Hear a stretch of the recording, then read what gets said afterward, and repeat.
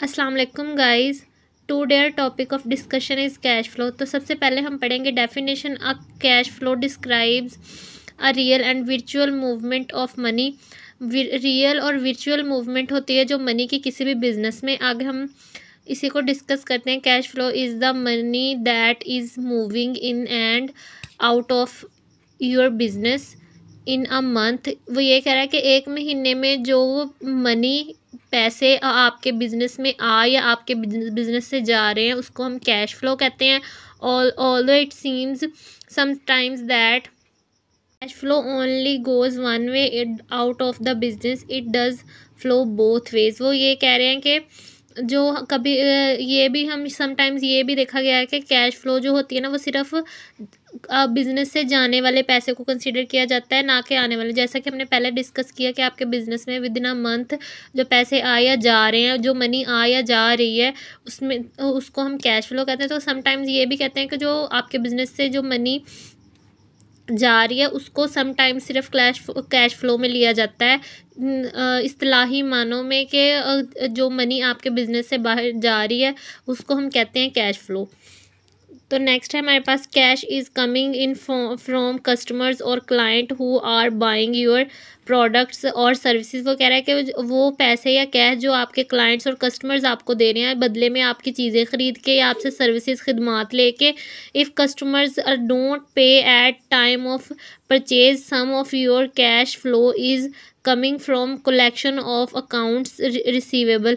तो वो ये कह रहा है कि अगर जो कस्टमर्स आपसे चीज़ें खरीदते होते हैं अगर वो उसी वक्त आपको पैसे नहीं अदा करते तो वो बाद में आप अपने अकाउंट रिसीवेबल में भी कलेक्शन भी हो जाती है, आप अपने अकाउंट रिसीवेबल से भी ले सकते हैं। Cash is going out of your business in the form of payments for expenses like rent or a mortgage, in payments for taxes and other accounts payable। वो ये कह रहा है कि जो भी पैसे आपके बिजनेस से जा रहे हैं पेमेंट्स के तौर पे एक्सपेंसेस हो जाते हैं। मिसाल के तौर पर अगर हम कोई प्रोडक्शन कर रहे हैं, किसी चीज़ को प्रोड्यूस कर रहे हैं, बना रहे हैं, तो उसके लिए हमें एक बाकायदा फॉर्म बनानी पड़ेगी। वो फॉर्म किसी जगह पे बनेगी तो हमें उसका रेंट अदा करना पड़ेगा। या अगर हम कोई चीज़ रख रहे हैं लोन लेने के लिए किसी बैंक में मोर्टेज रख रहे हैं तो वो उसकी पेमेंट होगी। For taxis and other accounts payable, taxis पे करेंगे और जो अदर अकाउंट्स होते हैं पे करने के, जैसे कि अगर हम इनपुट्स खरीद रहे हैं किसी चीज़ को प्रोड्यूस करने के लिए तो उसको हमें इनपुट्स खरीदने के लिए पेमेंट करनी पड़ेगी। तो ये सारी जो कैश हमारे बिजनेस से बाहर जा रही है ना इसको भी हम कैश फ्लो का नाम ही देते हैं। आगे डिटर्मिनेंट्स में आ जाता है कैश फ्लो के। Cash flow is determined by the following factors. सबसे पहले it's time. Cash flow time पे बेस करता है नॉमिनल अमाउंट की, उसकी नॉमिनल अमाउंट कितनी होती है, करेंसी कितनी है, अकाउंट क्या है उसका। उसके बाद हमारे पास सिंबलिकली हम ये कह सकते हैं कि जो कैश फ्लो है ना वो बराबर होती है कैश फ्लो जो है वो क्या किस पे डिपेंड कर रही होती है, टाइम पे, नॉमिनल उसकी अमाउंट पे, करेंसी पे और उसके अकाउंट पे। पास एक एग्जांपल ऑफ कैश फ्लो में आप ये पढ़ सकते हैं। जो नेक्स्ट हमारे पास मौजूद है टाइप ऑफ कैश फ्लो, तो उसमें हमारे पास आ जाती है operational cash flow, investment cash flow और फाइनेंसिंग कैश फ्लो। तो ऑपरेशनल कैश फ्लो में इसमें आ जाता है it refers to the cash received और lost because of the internal activities of a company such as cash received from sales revenue of the cash and paid to the workers. तो ये यहाँ पे वो ये कह रहा है कि ये इसमें वो कैश होती है जो कि कोई भी कंपनी अपनी इंटरनल एक्टिविटीज़ को ऑपरेट करने के लिए कैश जो रिसीव करती है या जो है वो पे करती है। मिसाल के तौर पर अगर कोई कंपनी काम करना स्टार्ट करी है, जैसे हम एग्जांपल ले लेते हैं कि जो कोई कंपनी साबुन या शुगर बनाना चाहिए। शुगर एक आसान एग्जांपल होगी। अगर कोई कंपनी शुगर बनाना चाहिए तो उसको गन्ने खरीदने पड़ेंगे, तो उसके लिए उसको पे करना पड़ेगा क्योंकि वो इनपुट्स खरीद रहा है ना। गन्ना एज एन इनपुट इस्तेमाल होता है शुगर बनाने के लिए। तो वो क्या करेगी कंपनी जो है वो इनपुट्स में गन्ना खरीदेगी तो उन्हें वो पे करना पड़ेगा। उसके बाद फिर इनपुट्स ये जो पेमेंट होगी ये हमारी कैश फ्लो होगी जो हमारे बिजनेस से बाहर जा रही है। इसी तरह जब हम शुगर प्रोड्यूस कर लेंगे तो फिर हम उन्हें बेचेंगे। जब हम जो हमारे शुगर को प्रोड्यूस करके बेच के जो हमें मनी हासिल होगी, कस्टमर हमें अदा करेगा पैसे शुगर ख़रीद के, उसको हम कहेंगे कि ये कैश हमारे बिजनेस में आ रहा है। तो ये फ्लो हो गया, पहले हो गया इनपुट्स के लिए हमने पे किया, उसके बाद हमने क्या किया, चीज़ को प्रोड्यूस करके उसकी जो प्राइस है वो रिसीव की हमने, तो ये हम कह देंगे एज एन रेवेन्यू की शक्ल में। तो ये हमारी कैश फ्लो हो गई, मतलब हम पे भी कर रहे हैं। ऑपरेशनल कैश फ्लो में सिर्फ आपको ये बताना चाहती हूँ कि जो कंपनीज जो एक्टिविटीज़ अपने काम को करने के लिए जो मतलब अपनी रोज़मर्रा की एक्टिविटीज़ को चलाने के लिए जो कैश फ्लो होती हैं ना, उसको हम ऑपरेशनल कैश फ्लो का नाम देते हैं। मतलब रोज़मर्रा की एक्टिविटीज़ के लिए जो कैश हमारे बिजनेस से आ या जा रहा है, उसको हम क्या कहते हैं, ऑपरेशनल कैश फ्लो। तो नेक्स्ट है जी हमारे पास इन्वेस्टमेंट कैश फ्लो। इसमें हमारे पास आ जाता है, it refers to the cash flow which related to the company's fix assets such as equipments, buildings and so on, such as the cash use to buy a new equipment और a building. तो वो ये कह रहा है कि ये investment cash flow वो होती है जो कि एसेट्स पे लगाई जाती है। कोई भी कंपनी, उसके कुछ एसेट्स होंगे, जैसे कि उसके इक्विपमेंट्स हो गए। जैसे अगर हम पावर लूम्स की बात करें तो पावर लूम्स पे क्या बन रहा है, कपड़ा बनता है।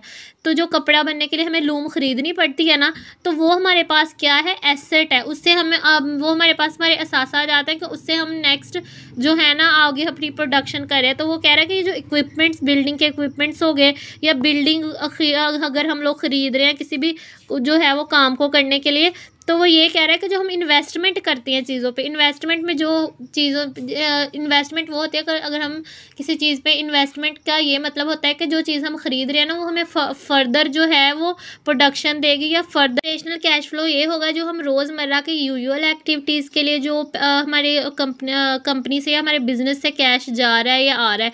इन्वेस्टमेंट कैश फ्लो क्या होता है, जो हम लोग इन्वेस्ट कर रहे हैं, चाहे वो हम लोग इक्विपमेंट्स पे इन्वेस्ट करें, चाहे हम बिल्डिंग खरीद लें काम को चलाने के लिए, चाहे हम लोग कोई और एसेट खरीद रहे हैं जिसमें हमारे पास आ जाता है और इक्विपमेंट्स वगैरह आ जाते हैं। तो हम वो जो हम पैसे खर्च करें, जो हमारे बिज़नेस से जो कैश बाहर जा रहा है, कैश फ्लो बाहर जा रहा है चीज़ों को ख़रीदने के लिए, जो कि हमारे बिज़नेस में इस्तेमाल होंगी, जो कि हमारे असासाजात होंगे, एसेट्स होंगे, वो जो कैश फ्लो हम कर रहे होते हैं ना, वो इन्वेस्टमेंट कैश फ्लो होता है। क्योंकि इन्वेस्टमेंट कैश फ्लो में हमें फर्दर हमें प्रॉफिट हासिल होता है। मिसाल के तौर पर अगर कोई भी, मैं वही जो हमारी पिछली एग्जाम्पल उसी के साथ कंटिन्यू करूँगी कि जो हमारी अगर आप कोई पावर लूम ख़रीद रहे हैं, कुछ लोग पावर लूम्स ख़रीदते हैं और उस पर काम करके कपड़ा बनाते हैं, तो वो जो लूम्स है ना, वो कपड़ा उनसे बनाया जाएगा और उस कपड़े को बेच के उस पर प्रॉफिट हासिल किया जाएगा।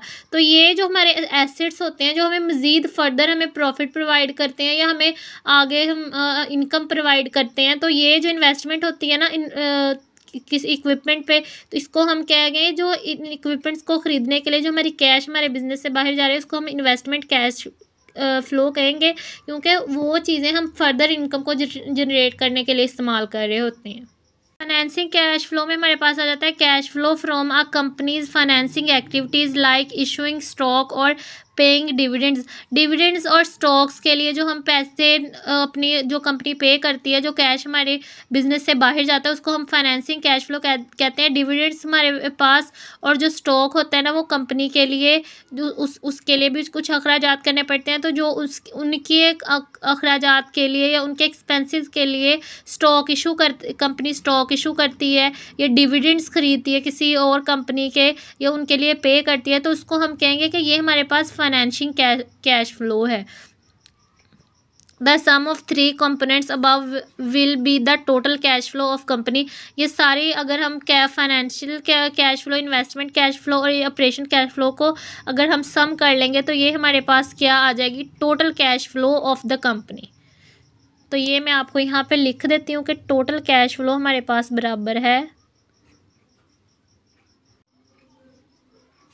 Operational cash flow plus investment cash flow plus financial cash flow है। तो ये हमारे पास क्या आ गई, total cash flow of company किसके बराबर आ गई, operational cash flow plus investment cash flow plus financial cash flow.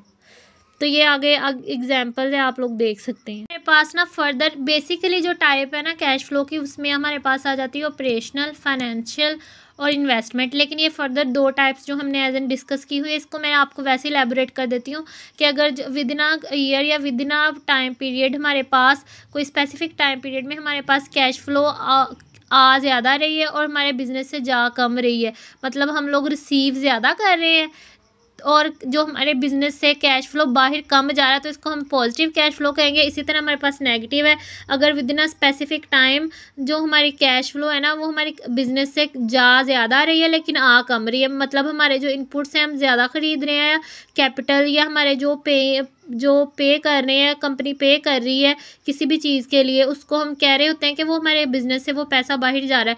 तो अगर जो कंपनी है ना उनकी जो पेमेंट है ना वो ज़्यादा है ना, जो उनकी वो रिसीव कर रहे होते हैं पेमेंट्स, मतलब जो उनके रेवेन्यूज़ है, अगर उनकी पेमेंट्स जो है ना, पेमेंट्स यहाँ पे मैं लिख देती हूँ,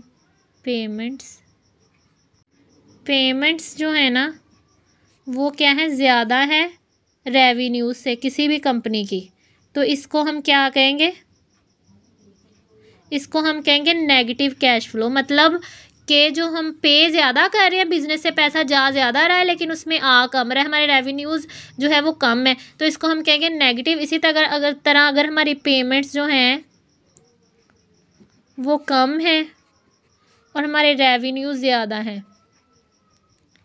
तो इसको हम कहेंगे पॉजिटिव कैश फ्लो। मतलब हम रिसीव ज़्यादा पैसे कर रहे हैं और हमारे बिजनेस से जा कम रहे हैं, तो इसको हम कहेंगे पॉजिटिव कैश फ्लो। तो उसके बाद हमारे पास इंपॉर्टेंस आ जाती है, इंपॉर्टेंस ऑफ कैश फ्लो में हमारे पास आ जाता है lake of cash is one of the biggest reason small businesses fail. ये वो कह रहा है कि अगर स्मॉल बिजनेस फेल होते हैं ना, वो काम नहीं कर पाते, तो इसमें सबसे बड़ा जो हमारे पास रीज़न आ जाता है ना वो लेक ऑफ कम होना है, कैश का हमारे पास कम होना। The small business administration says that इनएडिक्वेट cash reserves.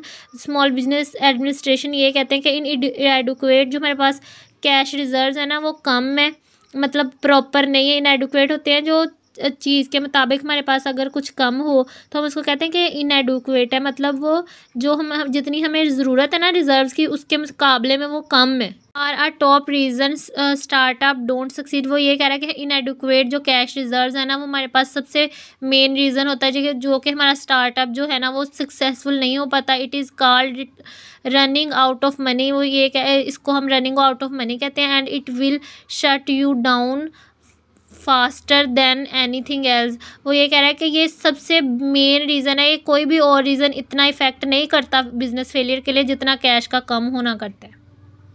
Analysing cash flow में ना मैं सिर्फ ये चंद जो रीज़न्स है ना ये आपको पढ़ देती हूँ कि हम कैसे एनालिसिस कर सकते हैं हमारी कैश फ्लो का।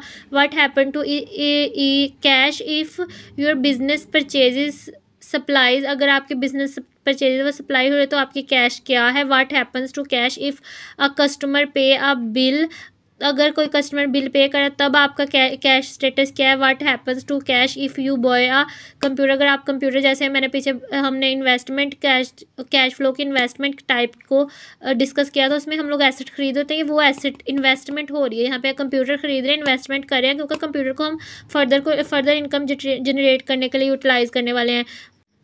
What happened to the cash if you pay an employee or independent contractor, तो वो ये कह रहा है कि कैश का आपका स्टेटस क्या होगा अगर आप एम्प्लॉय को पे कर रहे हैं और इंडिपेंडेंट कॉन्ट्रैक्टर को पे कर रहे हैं।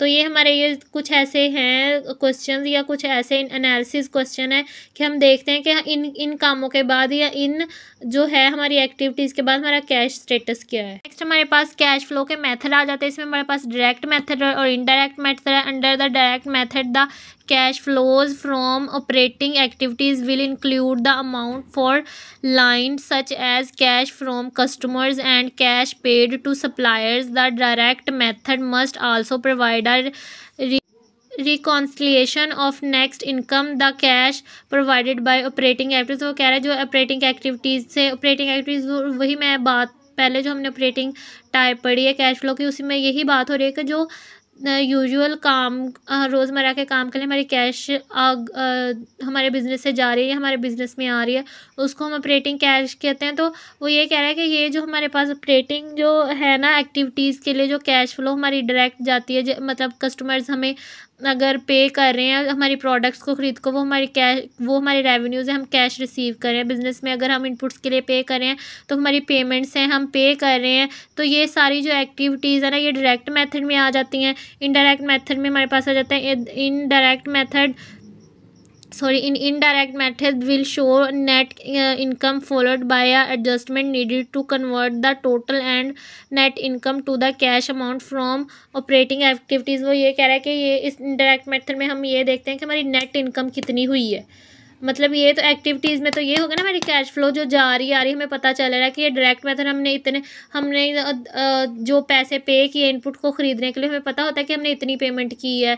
तो ये जो हमारे पास इनडायरेक्ट मेथड है, ये हम अपनी नेट इनकम निकालते होते हैं कि हमारी नेट इनकम कितनी है। ये सारी एक्टिविटीज़ ऑपरेशनल एक्टिविटीज़ के बाद हमें कितना बचा है, हमारी इनकम कितनी जनरेट हुई है इन एक्टिविटीज़ को करने के बाद। तो गाइस यहाँ तक हमारी वीडियो जो है वो कंप्लीट होती है इस टॉपिक के लिए, जो हमारा टॉपिक कवर होता है। और इसके अलावा अगर आप लोगों को कुछ मुश्किल लगा हो या समझ ना आई तो आप लोग मुझे बता सकते हैं। और अगर आप लोगों को वीडियो अच्छी लगी हो तो चैनल को प्लीज़ सब्सक्राइब ज़रूर करें।